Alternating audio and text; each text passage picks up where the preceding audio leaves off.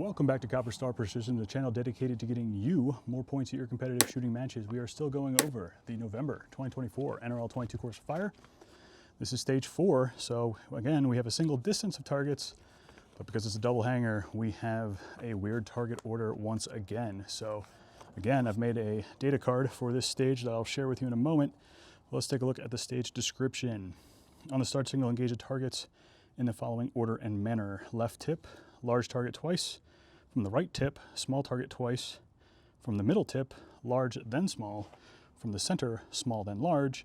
And then from prone under the tank trap, large then small.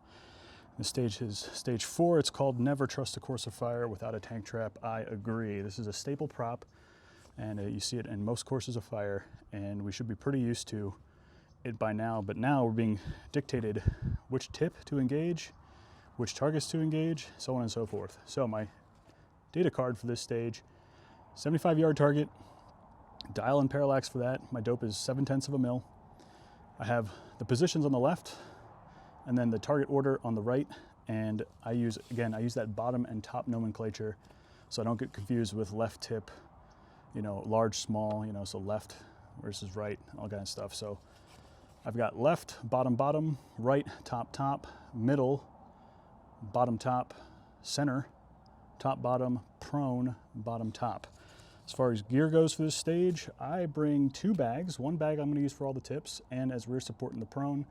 And for the center, I like to put an extra bag in the middle of the tank trap. It gives me a little bit more height, a little bit more purchase, depending on how the tank trap, the orientation of it. Sometimes that center, if you only have one bag, you can get interference with different parts of these tips sticking out and messing you up.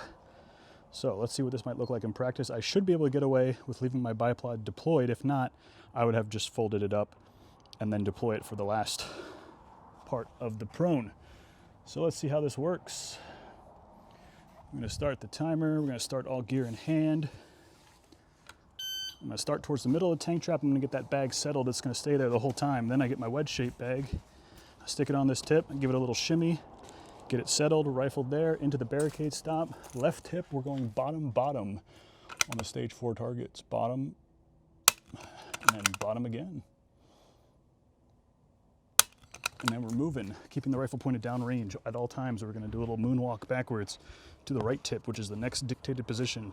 Bag down, rifle down. This one's top, top. Gonna take a little bit more time here. Smaller target. That's 1.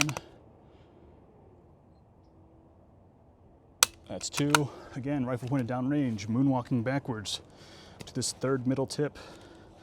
Now we got to go bottom top. Find the target, close bolt. Time that wobble. Bottom top, now center. Having that bag there helps. I just put that down. Gives me a little bit extra height. Sometimes I gotta put my arm around the tank trap like this, give it a nice hug. Rear knee for support, top, bottom. Try and take the bottom shot a little more quickly. Rifle up, bag up, underneath the tank trap, prone. Bottom top, find the target. This should be super simple. So if you need to make up time, now's the time to do it. Looks like I finished with about in 100 seconds, so I probably had 20 seconds left on the clock. I forgot to start my timer, so I was rushing a little bit. That wobble zone, just time that wobble. But other than that, pretty straightforward stage. We encountered the tank trap quite a bit on different courses of fire. Again, having that bigger bag just to fill in some of that space in the middle helps you get around weird positions of this tank trap tip getting in your way.